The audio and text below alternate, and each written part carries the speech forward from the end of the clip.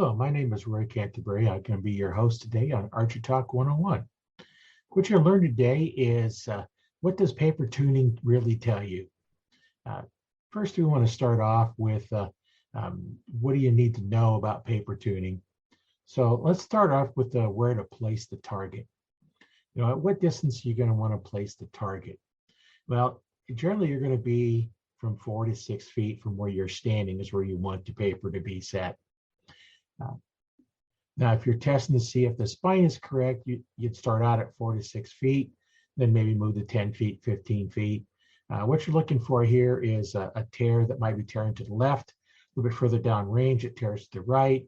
And then by the time you get down your 20 yards, it's straight. And that indicates your arrow is fishtailing. So it starts off a little bit of the wrong angle, and then it kind of overcorrects, and it just kind of goes back and forth until it finally straightens out. Because the fletching on there, it will eventually straighten out. Now, what height do you put the target? Now that you want to have right at your form. So as your arm is off to the side, pointing straight out, that's where you want to have the target at that height. So it's roughly about shoulder height is where it's going to be, because as you change your form, if you're shooting down or shooting up and you just drop your arm, that is going to affect the way it shoots. And just by having bad form, that could cause you to have tears that you're going to try and work to get out. Now, here's one of the methods of doing is bare shaft tuning. What that is when you remove all the fletching from the arrow and just shoot the bare shaft. That way you don't have to worry about the fletching hitting the rest. A lot of finger shearers will start off this way because it takes the fletching out of the equation. It allows you to figure out, where do I need the knock point and a few things like that. Now then, you can also do that on compounds, start off that way. And then when you put the fletching on there, now then it's going to tell you other problems. So a little bit about your fletching alignment. Now, your fletching is going to help stabilize your arrow. Like I alluded to a little bit earlier, your fishtailing, eventually that arrow will straighten out because the fletching is going to help stabilize it, no more drag in the back. The exception to not having any fletching hitting your contact, you don't want to have any of it hitting because then that kicks the arrow out a different way. The exception is like with your whisker biscuits, there you have 100% contact with the fletching. So if you're shooting feathers that kind of fold out of the way pretty good, if you're shooting veins are messed up, then it can cause a little bit of a problem. So, starting off with a bare shaft isn't a bad idea, because then when you put the fletching on, if you're getting good arrow flight with no fletching, put fletching on it, you're getting bad flight, then there's an indication that your fletching is coming in contact with your rest. Now, your fletching, if you had problems with that tuning, after you put the fletching on, that is most likely your problem you're running into. So just take a look into that. Now, if you're going to shoot with your fletching on, you want to shoot with multiple arrows until you find some that get the same tear. Because if the knock is aligned a little bit off on one and not on the other one, because on a lot of unless they're glued on knocks, you can rotate those knocks. When you put them in, they could easily be turned. Not really easy, but you can turn them, in which case they're going to line up differently and have a little bit different. So if, say, I was shooting 5 arrows and you're getting 3 of them are tearing high and the other 2 make a different tear. Well, I'd probably say that those 3 are consistent and throughout the other 2. Don't have to worry about those. Just try working with those 3. And then take a look at the other 2 that aren't flying the same and see if you can see what's different about them. Because there's probably something different. You want to make sure all your arrows are fletched identical. Now, once again, if your fletching is hitting your rest, you're going to get erratic arrow flight because it's going to be kicking it out one direction or the other, depending on which fletching is hitting. So, that's why it's important to tune with one arrow. I'd recommend just getting one arrow and tune with it until you get good flight with that, and then start going to add another one in. If you're not getting the same flight, see what the difference is, and then tune for that. Because the knock alignment could be different. Your fletching could be fletched a little bit different depending on if you're fletching with one jig or multiple jigs. If you have one jig that you're fletching with all your arrows, then they're all fletched identical. If you're like me, I've got a dozen different fletching jigs, and each one could be slightly different. So if you get one that flies erratically, if you note which jig it was done on, number them. If your jig's got 1 through 12, number your arrows 1 through 12, and that if all of a sudden number 6 is always off, then that jig is set just a little bit differently than the rest of them. That's why you can keep everything straight. So that's one of the things you want to look at too. That can be a problem that you can run into and not have anything, any idea of what's causing it. Now, what are methods of tuning you should do? We alluded a little bit earlier. Finger shooters, you almost always want to start off with bare shaft tuning. Now, compound shooters using release aid, or if you're using a release aid on a recurve or a long bow, I have seen people do that before too. Just because your finger, your pinches, and sometimes you can't do it. So I've seen those. So if you're going to use a release aid, you want to use a loop that you hook the release to. This will help prevent some knock pinching that can go on, and it gives you a much better consistent release. Now, a tip to help you see your fletching, see if your fletching is hitting the rest, would be to spray like some foot powder onto it. It's a powder, or even a baby powder, talcum powder, put it on there. And then as you shoot, you're going to see if the rest is hitting the fletching at any place. Sometimes just regular like baby powder, when you shoot, a lot of it will come off. There may be enough stuck on there. That's with the spray. There's a little bit of stickiness, so it'll stick onto it.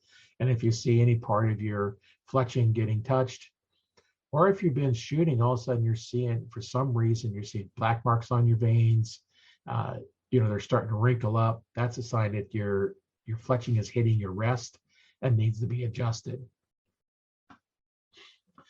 Now, before we get started, the better your form, the more accurate the results. Gripping the bow can cause a tear. Punching the trigger can cause a tear. So if you're having trouble getting it tuned in, it could be your form. So you want to pay attention to that. People like to grip their bow. You see them, their knuckles turn white. They're gripping the bow. If you twist your wrist slightly, it's going to put them off at an angle. So now it's going to be shooting. So that's why you want to work on your form in there in your shooting. Now, a little bit on what equipment you're going to need. You're going to need some paper to shoot through. I'll put a link to a couple I found on Amazon in the description.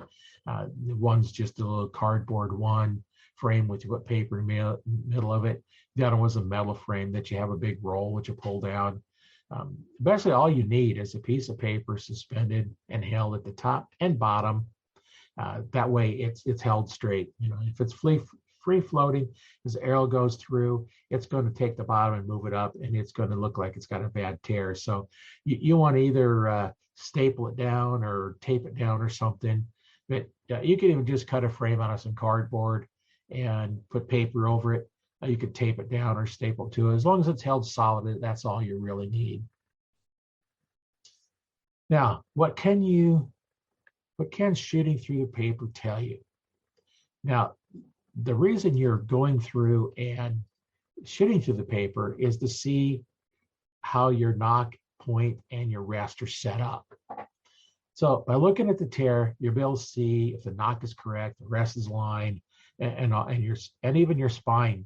You can even use it for testing the spine of your arrow. So here's what a perfect hole looks like.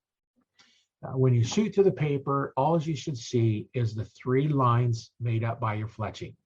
At the center of those lines, you'll have a single round hole. Now, that is what you're looking for. When you shoot through it, you see just the hole in the center, but the 3 tears from your fletching. Now, if you're using 4 fletch or 2 fletch, you're going to have either 2 or 4 lines in there. Now, what does a tear high indicate? Now, let me describe what a tear high is. When you get a tear, that is high, you will see the hole, the tip made, and two lines created by the two fletching. Basically, this looks like an arrow pointing down. So if it looks like the arrow is kind of pointing down, then you're indicating a hair tie. And the fixes you might try would be move your rest up. Look at the location of the arrow when sitting on the rest. For dropaways, you'll have to put the rest in the up position because it's normally down. So flip it up and then look and see where the arrow is. It should be basically centered or slightly above the mounting bolt that you're mounting your rest on. That is where you want to take a look and see, where it's at. If it's sitting down low, below it, or if it's sitting way up above it, then it's too high. So you want to get that set first. And if that is set right, then you want to move on to looking to knock point. You want to move it down. After you've checked the rest, make sure that's right. Then you go on to the knock point. The arrow should form a 90-degree angle to the string. So as you're looking at the arrow, it should be a 90-degree angle to the string. Now, when we set those up, I set them up with level, so I have the string is plumb and the arrow is level. That gives you a 90-degree angle rather than trying to look at it or putting a square or something on there.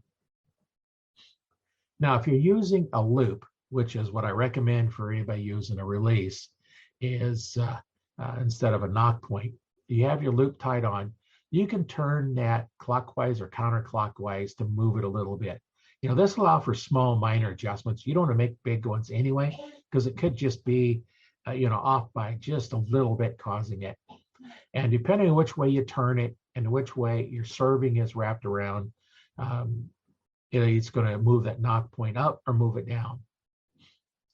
Now, if all that isn't making that change to making it work right, then what you want to look at is decreasing your tip weight.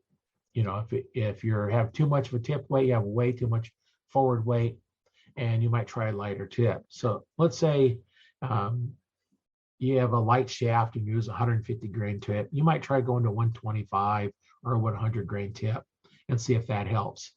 Now, if what you're shooting that don't allow you that, then you might have to make a little more drastic change. And the next option would be to shorten your arrow length. Now, this should be the last resort because you're either going to have to cut the fletching off and cut on the knock end and refletch it, or you're going to have to cut it down far enough to take your insert out because it's glued in. So that means you're going to have to cut it short enough to get past the insert. Then you're going to have to either try and clean up that insert, or best thing is just replace it with a new insert.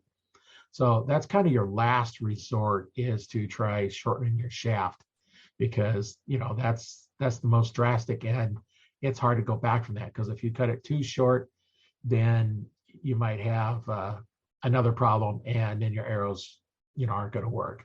So there you want to look and see how much does it stick out in front of your hand. You normally want your arrow sticking out in front of your hand so that if for some reason it falls off, it doesn't fall onto your hand, it's in front of your hand. Because if you make a mistake and don't realize it, you pull that trigger and it's sitting on your hand, it's going to shoot it through your hand. So that's why I always recommend it be in front of your hand. Now, if it's sticking out 3-4 inches in front of it, unless, you're still growing, if it's like for a kid, you may want to have a little bit longer, just because as they grow, you don't have to keep buying new arrows, every few months when they grow longer. Now, normally the first two options, moving the rest of the knock point, is going to solve majority of your problems, because that's just what I've seen over the years. That is the main thing you want to look at. Now, what does a tear low indicate? Now, let me describe what a tear low is. Best it's opposite of your high.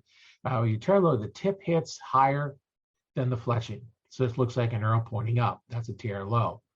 And the way to fix this is basically just raise your knock point. That's pretty much about the only thing you're really going to do. Change that knock point. You might take a look at the rest to make sure that it's where it should be. because it could be sitting down, where it's really off, and then you're going to get a tear anyway. So now let's go into what a tear left looks like and indicates. Now this is when the tip hits to the right of the fletching. Looks like an arrow pointing to the right. Now the fixes for this would be to move your rest to the right. Now that'd be towards right, the riser on right-handed bow, and of course, away from the riser on the left-handed bow. Your spine might be too weak. That could be one thing, and it's no. So you want to select, maybe a stiffer spine arrow, or decrease your draw weight. That's one of the things that you can do. And yeah, that's pretty much about what you're going to do with a tear left. You're going to adjust the rest. Now then, let's go on to what does a tear right indicate. Now first, let's describe it. Now this is when a tip of the arrow hits to the left of the fletching. This looks like an arrow pointing to the left. Now, that's a tear right.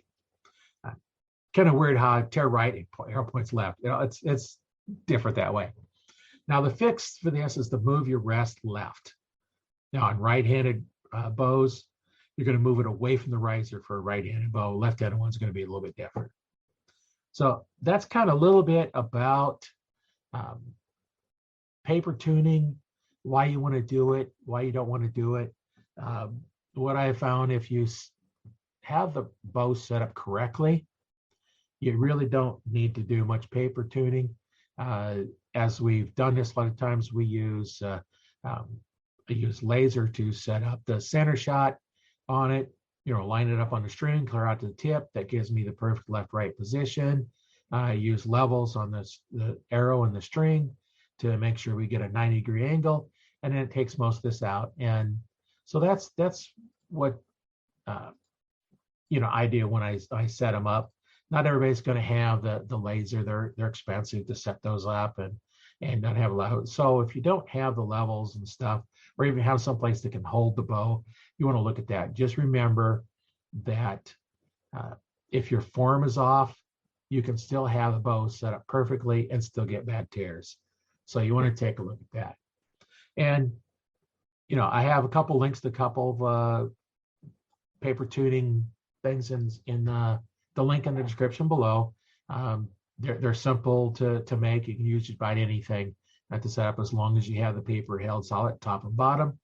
Shoot through it. If you have any questions or any other advice you'd like to have, you can go out to the Archer Talk 101 Facebook group, and there you can post questions. You can upload your videos, and people can critique what's going on and give you some pointers. And I also record this podcast in a video format. Some days there's really not much there, and other days they have a little bit more information on it, but you can also watch it on video. You can get that the video from the Facebook group, or you can go out to my YouTube channel, and I'll post them out there. But let's go. This is Roy Canterbury. I've been your host today on Archer Talk 101, and enjoy this. If you have any questions on paper tuning, just contact me on the Facebook group.